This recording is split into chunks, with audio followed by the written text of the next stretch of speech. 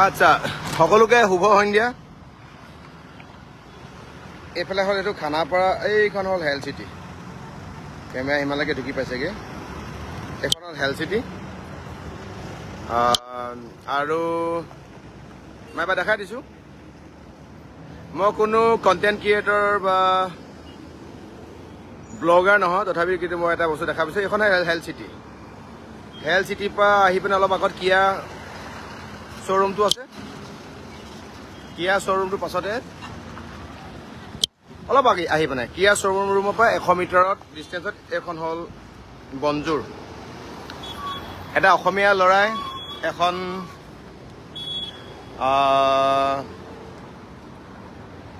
অসমীয়া থলুৱা আহাৰৰ এখন ৰেষ্টুৰেণ্ট খুলিছে। মই আকৌ এবাৰ দেখাই দিছোঁ। এই ফাকেদি এইটো কেপেটি হ'ল হেল চিটি, তাৰপৰা অকণমান আগলৈ খুব ধুনীয়া এটা কনচেপ্ট লৈ খুলিছে।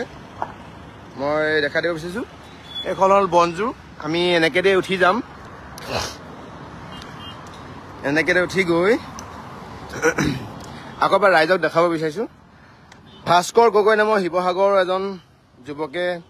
সুন্দৰকৈ এখন ভাতৰ হোটেল খুলিছে। মোক ভাত খাবলৈ মাতিলে। মই ভাবিলোঁ মই যদিও কণ্টেণ্ট ক্ৰিয়েটৰ নহয়, অসমীয়া মানুহে খুলিছে, ডেকা ল'ৰা এটাই খুলিছে, এইখন অকণমান ৰাইজক দেখুৱাটো দৰকাৰ। বনজু মানে আপুনি হেল চিটিৰ পৰা একেটা গলিতে যদি খানাৰ পৰা বা হেল চিটিৰ পৰা যদি আহি থাকে, আপুনি হেল চিটিৰ পৰা আহি থাকিলে তেতিয়াহ'লে এই হেল চিটিৰ পৰা যিটো কিয়া শ্ব'ৰুম আছে, শ্ব'ৰুমটো পাৰ হৈ কিয়া শ্ব'ৰুমটো পাৰ হৈ হেল চিটিৰ পৰা কিয়া শ্ব'ৰুমৰ পৰা দৰ্জাখন বন্ধ কৰি দিয়া, নহয় ভিতৰলৈ সোমাইহে, নহ'লে বাহিৰত কিয়া শ্ব'ৰুমটোৰ পৰা 100 মিটাৰ ডিষ্টেঞ্চত ভাস্কৰ গগৈ নামৰ শিৱসাগৰৰ এজন যুৱকে খুব ধুনীয়া এখন ভাতৰ হোটেল খুলিছে। থালিবিলাকৰ ৰেট সাংঘাতিক ধৰণৰ কম ৰেটৰ হয়। আৰু কনচেপ্টটো এনেকৈ ৰাখিছে যে যিবিলাক বিভিন্ন গুৱাহাটীৰ আশে পাশে থকা ল'ৰাই গুৱাহাটীত ব্যৱসায় কৰি খাই আছে, সৰু সৰু ব্যৱসায়, ধৰি লওক কোনোবাই ৰেপিড' চলায়, কোনোবাই জমাটোত কাম কৰে, কোনোবাই দিন হাজিৰা কৰে, তেওঁলোকৰ কাৰণে বাকী নৰ্মেল যিবিলাক কাষ্টমাৰ তেওঁলোকতকৈ 10-20 টকা কমত থালি ব্যৱস্থা কৰিছে। মই নিজে অলপ সময় আগত ভাতটো খালোঁ। তাৰপৰা সি ভিডিঅ'টো মোক বনাবলৈ নিদিয়ে। মই কৈছোঁ ভাস্কৰক যে মই ভিডিঅ'টো বনাম, তই মোক ভাতকেইটা খাবলৈ মাতিলি, মোৰ লগত 4-5জন মানুহ আহিলে, ফ্ৰীকৈ খালোঁ। আৰু সি ক'লে যে দাদা এনেকুৱা তেনেকুৱা কথা, সি মোতকৈ অলপ কেইদিনমানৰ সৰু হ'ব, দাদা বুলিয়ে মাতে, যে এনেকুৱা কথা যে যিবিলাক ল'ৰাই গুৱাহাটীত কষ্ট কৰি আমাৰ অসমীয়া ল'ৰাই হাজিৰা কৰি আছে, দোকান এখন দি আছে, ফল মূলৰ দোকান দিছে, চ' সেই ল'ৰাবিলাকক তেওঁলোকৰ কাৰণে মানে অলপমান কম ৰেটত থালি ব্যৱস্থা কৰিছে। তেওঁলোকে ভেজ থালি ৰাখিছে 70 টকা, কেমেৰা চিধা কৰা। ভেজ থালি ৰাখিছে 70 টকা, পৰ্ক থালি ৰাখিছে 130 টকা, তাৰপিছতে চিকেন থালি ৰাখিছে 130, আৰু ছাগলী মাংস, গাঁৱৰ লোৱা ছাগলী বুলি কওঁ, অলপ কেমেৰা জুম কৰি দিয়া। ছাগলী মাংস 190 টকা, ফিছ থালি 120 টকা। চব প্ৰত্যেকটো আইটেমৰ পৰা 10 টকা কম থাকিব। যিবিলাক ইয়াত অসমীয়া ল'ৰাই আপোনাৰ হাজিৰা চাজিৰা কৰি আছে, ধৰিছোঁ দিনটো হাজিৰা কৰি থাকে, ভাত এমুঠি ভালদৰে খাব বিচাৰে। পৰ্ক হাফ 80 টকা, পৰ্ক ফুল 150, ডাক খালি আছে 190। আৰু কথাটো এনেকুৱা ধৰণৰ, মই নিজে খালোঁ, খাই খুব সোৱাদ পালোঁ, ভাল পালোঁ, মা মছলা একদম নাই। আৰু মই সুধিছোঁ যে কাৰিকৰ কোন? এই আপোনাৰ কি কয়, আপোনাৰ যিখন ব্যঞ্জন নামৰ যিখন বনজুৰ, চৰি ব্যঞ্জন নহয়, বনজুৰ নামৰ যিখন থলুৱা খাদ্যৰ সৰুকৈ খোলা ৰেষ্টুৰেণ্টখন খুব পৰিপাটি কৰি AC লগাই দিছে, গৰমত খুব কষ্ট নাপায়। সি ক'লে যে ইয়াত কাৰিকৰ চাৰিকৰ নাই, ময়ে কাৰিকৰ, মালিকে কাৰিকৰ। মানে সি এটা ভাস্কৰ উপাধি লিখে গগৈ, আহোম নে মটক, আহোম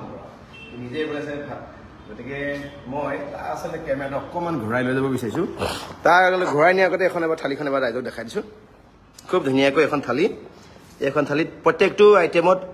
সি 10 টকাৰ পৰা 15 টকা, 20 টকালৈকে মানে চাই দিব।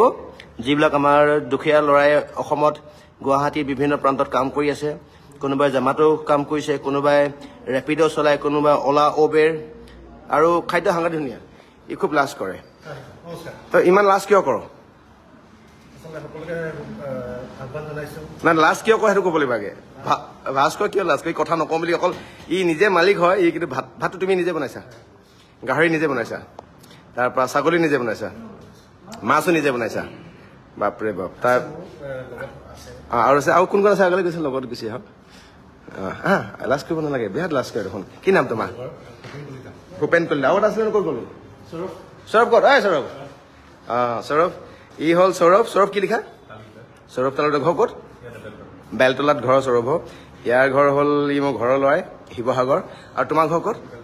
বেলতলাত এই তিনিজন ডেকাই দৌলত নাযাব ওচৰলৈ হা ছোৱালী নিচিনা নাচ কৰিলে কেনেকৈ হ'ব বাবা এই তিনিজন ডেকাই খুব সুন্দৰকৈ এখন ৰেষ্টুৰেণ্ট খুলিছে ৰেষ্টুৰেণ্টখনৰ নাম নিজে কৈ দিয়া আৰু এড্ৰেছটো কৈ দিয়া এবাৰ আপোনাৰ থানাপাৰাৰ ফালৰ পৰা আহিলে হেল্থ চিটিখন পাৰ হৈ কিয়া ছাৰ্ভিচ চেণ্টাৰ ক্ৰছ কৰি আপোনাৰ 100 মিটাৰমান পাৰ হ'লে পাই যাব বাওঁহাতে লেফ্ট চাইড আপোনাৰ ওচৰতে আছে অপোজিট আপোনাৰ নেশ্যনেল অইল মিউজিয়াম এটা খুলি আছে একদম অপোজিটতে আচ্ছা যিসকল দুখীয়া মানুহে ধৰিছোঁ দিনটো হাজিৰা কৰে অলা উবেৰ চলায় বা ৰেপিড' চলায় বা জামাটোৰ কাম কৰে যিবিলাক ল'ৰা ইয়াত কষ্ট কৰে তেওঁলোকলৈ তোমালোকে প্ৰত্যেকটো থালিতে 10 টকা কমাই দিয়া সিদ্ধান্তটো কেনেকৈ ল'লা কিয় ল'লা মানে ধৰক আমাৰ লোকেল যিখিনি ল'ৰাই কাম কৰি আছে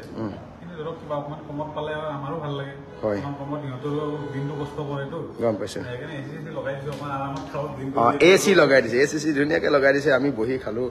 এই বিপিনা ক'ত গ'ল চলা বিপিনা ক'ত গ'ল এই বিপিন দা মইনাও খালে ভাত কেইটামান আৰু মোৰ হ'বলগীয়া দেউতাৰ বোৱাৰীজনীও ভাত কেইটামান খালে কেনেকুৱা লাগিলে ভাতটো খাই কি খালা চিকেন খালো মাছ খালো খুব ভাল লাগিলে একদম ঘৰুৱা খানা ঘৰুৱা খানা টেষ্ট আছিলে নে বঢ়িয়া বঢ়িয়া কেনেকুৱা লাগিলে সুন্দৰ হৈছে কালি চিৰিছে একদম মাছ ধুনীয়া হৈছে মাংস চিকেনো ভাল হৈছে আচ্ছা গাহৰিটো নাখাব কেনেকুৱা হৈছিলে আইটেম অতি সুন্দৰ অসমীয়া থালি মই খালো আপোনাৰ তিল গাহৰি ইমান আল্টিমেট টেষ্ট তাৰপিছত আৰু খালো এইটো কি গাহৰি বুলি কয় আচ্ছা আমি এতিয়া আইটেমটো ইয়াতে চব এটা আইটেম আমি ধুনীয়াকৈ এটা সাজি দিছোঁ তুমি ওচৰত আহা ভাস্কৰ আহা এইটো কি বনাইছা এইটো আপোনাৰ চিকেন কাৰী বঢ়িয়া এইটো মাছ কিহৰ লগত মাছ আপোনাৰ সৰিয়হৰ লগত সৰিয়হ মাছ সুন্দৰ সুন্দৰ আৰু এইটো তিল গাহৰি সুন্দৰ তিল গাহৰি মইতো গাহৰি নাখাওঁ বাৰু টেষ্ট কেনেকুৱা হৈছে তিল গাহৰি অতি সুন্দৰ টেষ্ট এবাৰ খাই চাব এবাৰ খাই এইটো কি অলপ বনাইছে এইটো গাহৰি কচু টেঙা তিল গাহৰি কচু টেঙা এফালে সৰিয়হৰ লগত মাছ আনফালে হৈ গ'ল চিকেন আৰু মাটন কৈ গ'ল মটনটো একচুৱেলি শেষ হৈ গ'ল হা অলপ বনাইছিলে শেষ হৈ গ'ল মাটন খোৱা মানুহ বেছি আছে না আচ্ছা মই দুটামান বস্তু খালোঁ খুব ভাল লাগিলে এইটো হ'ল এটা হ'ল এই সৰু আলুগুটিটো তাৰপিছত ঢেকীয়া আৰু বুট মাহৰ লগত ভাজিছিলা ন ঢেকীয়া বুটৰ চাটনি এই নেক্সটটো কি চাটনি আছিলে এইটো পাহৰি থাকিলোঁ পুদিনা আচ্ছা আপোনাৰ কি নাম সঞ্জয় কলিতা ঘৰ কোন জেগা মংগলদৈ আচ্ছা এইটো আছিলে পটলৰ লগত পটল আৰু ৰঙালাও আছিলে নেকি ন অঁ আচ্ছা এইটো থালি যিটো থালি গাহৰি থালিটো ৰেট কিমান কৈছিলা 130 ন আৰু চিকেন থালি 130 মাটন থালি 190 আৰু পৰ্ক থালি 130 আচ্ছা নেগচিয়েট হ'ব অসমৰ মানে যিখিনি আমাৰ অসমীয়া ল'ৰাই এই গুৱাহাটীত মানে কাম বন কৰি আছে ভাত এমুঠি খাবৰ কাৰণে মা মছলা কম থকা খাদ্যৰ কাৰণে এই হেল্থ চিটি একেটা লাইনতে যদি আপুনি আহে আগলৈ আহি মানে আপোনাৰ হেল্থ চিটিৰ পৰা যোৰাবাটৰ লাইনত নহয় এইটো চাইডে জালুকবাৰী লাইনত হেল্থ চিটিৰ পৰা অলপ আগলৈ আহি পেলাই কিয়া আপোনাৰ শ্ব'ৰুমটো আছে তাৰ পৰা 80 আৰু 100 মিটাৰমান ডিষ্টেঞ্চত এখন আছে হোটেলখন ৰেষ্টুৰেণ্ট কয় হোটেল কয় যি কয় ক'ব মই থলুৱা মানে খাদ্য যি এভেইলেবল হয় খাদ্য সম্ভাৰ আৰু আমি অসমীয়া মানুহে প্ৰত্যেকজন অসমীয়া মানুহক তুলি ধৰিব লাগিব ব্যৱসায় এটা কৰিছে সকলোৱে ইয়াত খাবলৈ আহিব লাগিব আৰু মই সেই সূত্ৰে আহিলোঁ মোক বৰ পইচা পাতি সিহঁতে নলয় আৰু মোক পইচা পাতি নোলোৱাত বহুত কেইখনমান গুৱাহাটীত হোটেল আছে আৰু এখন হ'ল অমৃত ভোগ সেইখনৰ কথা ক'ব লাগিব আমাৰ শংকৰদেৱ নেত্ৰালয়ৰ কাষত আছে মোক কেতিয়াও কোনো কাৰণে আজিলৈকে পইচা লৈ পোৱা নাই আৰু ভাস্কৰ গগৈয়ে খোলা এখন আৰু আমাৰ দুইটা কলিতা উপাধি আমাৰ ভাতৃয়ে খুলিছে এই দুটা ইয়াতে দিছেনে ইহঁত দুটা আৰু আমাৰ গোটেইখিনি মানুহ খিলঞ্জীয়া মানুহ এওঁ আমাৰ ইয়াত সহকৰ্মী হিচাপে আছে কলিতা দা হয় ন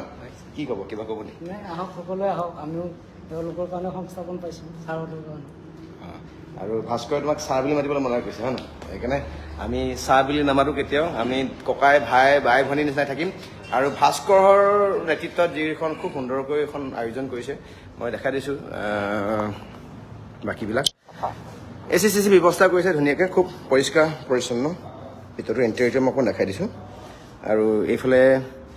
লেট্ৰিন বাথৰুম ৱাছৰুম চব ব্যৱস্থা আৰু পাকঘৰত নোসোমাওঁগৈ বাৰু পাকঘৰত সোমোৱাটো বেয়া হ'ল চিটিং কেপাচিটি অঁ মই প্ৰায় 40জন 40 মান মানুহ বহিব পাৰিব ন এইফালে আছে আপোনাৰ কিটচেন লেগ চাইড আছে আচ্ছা গতিকে গুৱাহাটীত কিন্তু এটা কথা খুব মানে সমস্যা এইটো মানে ভাত বনাই খাবলৈ কেতিয়াবা মন নাযায় বা কেতিয়াবা ক'ৰবাত খাবলগীয়া হ'লেও ঘপককৈ ওচৰতে ভাল এখন ৰেষ্টুৰেণ্ট নাথাকে বা থাকিলেও সাংঘাতিক ধৰণৰ এটা মানে বেছি প্ৰাইচৰ থাকে আৰু এইটো থালিটো মই আপোনাক আকৌ এবাৰ দেখাই দিছোঁ খুব সুন্দৰ থালি মই নিজে খাইছোঁ এইটো হ'ল নৰ্মেল যিটো নিৰামিষ থালি এইটো হ'ল ৰেট 70 আৰু অসমীয়া থলুৱা খিলঞ্জীয়া মানুহৰ কাৰণে কষ্টকৰ মানুহৰ কাৰণে তেওঁলোকে অলপ ৰেট 10 টকা 10-15 টকা কমাই দিব আৰু এইখিনি খুব সুন্দৰ আছিলে মই খালোঁ অকল মাছ খালোঁ কাৰণ মই মাংস কমকৈ খাওঁ বাকী থালি খুব সুন্দৰ আছিলে খুব ডেলিচিয়াছ আছিলে দুইটা আহিলোঁ লগত তাইও আহিলে তাইক লৈ আহিলে মন নাহোঁ বুলি কৈছে জুজুবাস্কি লৈ যায় লাষ্টলৈ কেনেকৈ হ'ব অ'কে আকৌ এবাৰ দেখাইছোঁ গোটেইকেইটা মোৰ দেহা মানুহ গোটেইকেইটা দেহা মানুহ গোটেইকেইটা মোৰ ককাই ভাই আৰু আমি গোটেইখিনি বংশ পৰিয়ালৰ নিচিনাকৈ আগবাঢ়ি গৈছোঁ আৰু অসমীয়াক